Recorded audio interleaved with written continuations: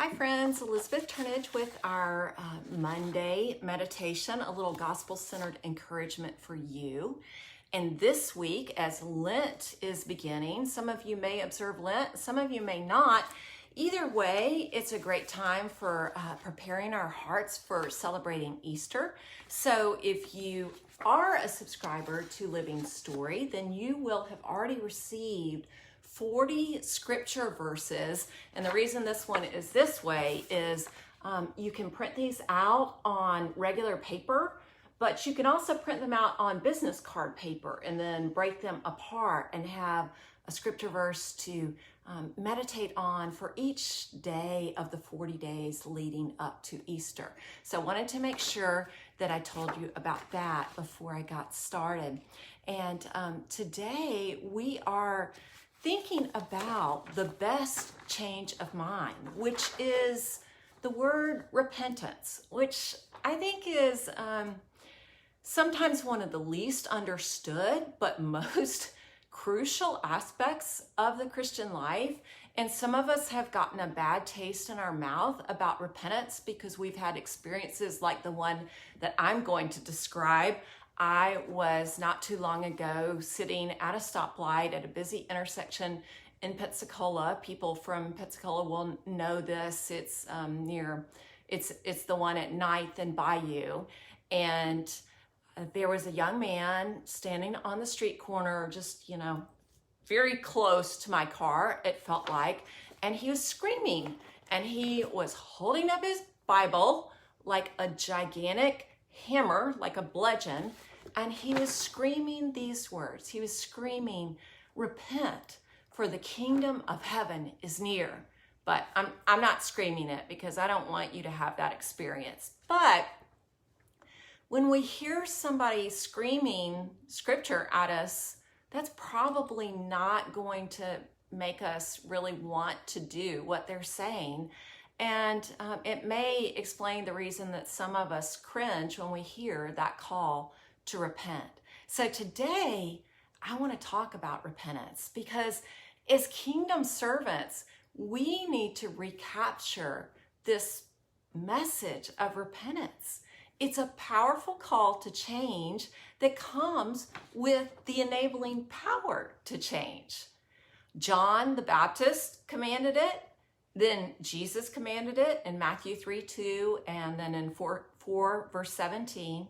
We can't just ignore the call of John the Baptist and Jesus, but to embrace repentance, we need to understand some things about repentance. So today I'm going to tell you 5 things about repentance. There's tons more we could know about it, but we're just going to do 5 and see if we understand it a little bit better.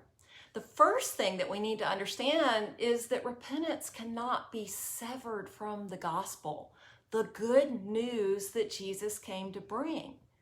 After John was arrested, Jesus came proclaiming the good news of God, Mark says, telling people the kingdom of God has come near.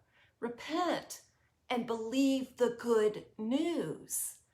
The good news, our saving King has come, leads to the bad news. We must repent of our sins, which leads again to the good news, trusting our saving King for salvation. Hi, Ruby Ann. Glad you're here today. It's always nice when I get to see the names of who's with me live. So y'all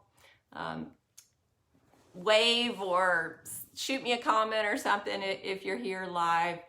Okay, back to the meditation. So the second thing we need to know about repentance is that it is a complete and utter change of heart, mind, soul, and body. It's the only logical response for a citizen of the kingdom of God. It's a radical change of mind about the King that we serve and the kingdom that we inhabit. Repentance turns us, it's always a turn. So it turns us away from this kingdom of self that we often seek.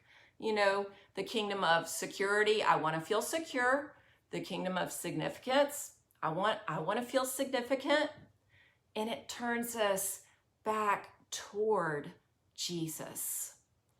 Third, repentance generates grief, deep sorrow for putting ourselves on the throne. And I just want to say, I mentioned Lent a minute ago. Whether you observe Lent or just use, the time before Easter to prepare your heart to celebrate the resurrection.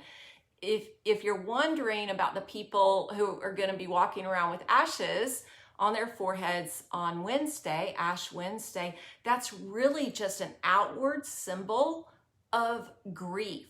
It's a way of saying, I grieve over my sin. So that's what that's all about. Sometimes people wonder. But that grief, again, it's bad news leading to good news. That grief turns us happily toward the King who, because he loves and delights in us, died for our sin. And as we return to the King, we seek first the things of the kingdom of heaven. Fourth, repentance bears fruit as we seek the things that matter most to Christ. Faith and hope and love, trust and imagination and sacrifice. Things that can't be found in a condo on a beach or a grade on an exam. Things that really matter.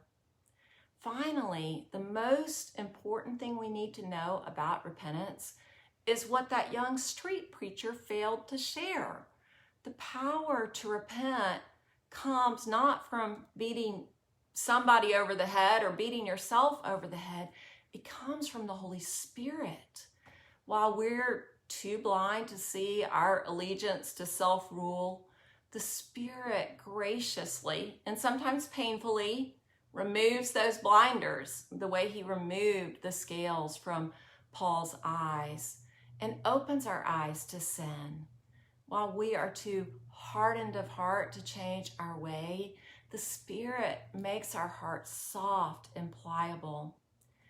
To repent, we must simply collapse on Christ, and we must do it again and again and again.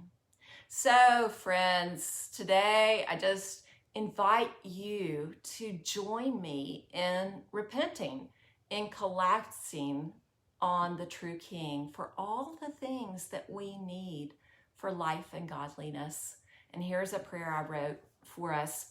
Holy Spirit, use your laser of love to heal the cataracts clouding our vision of the true kingdom. Draw our eyes to gaze on the majesty and mercy of our one true King. Compel us to collapse on Christ every day, every minute, every hour in repentance, for his kingdom is near. In Jesus' life-changing name we pray. Amen. So thanks for joining me today. If you want to read more about repentance, read Matthew 3, 1 through 12, and Matthew 4, 12 through 17, and then Mark 1, 14 through 15. Those were some of the verses that I quoted today. Thanks for joining me. I will be back next week with another Monday meditation, and I hope you have a great week.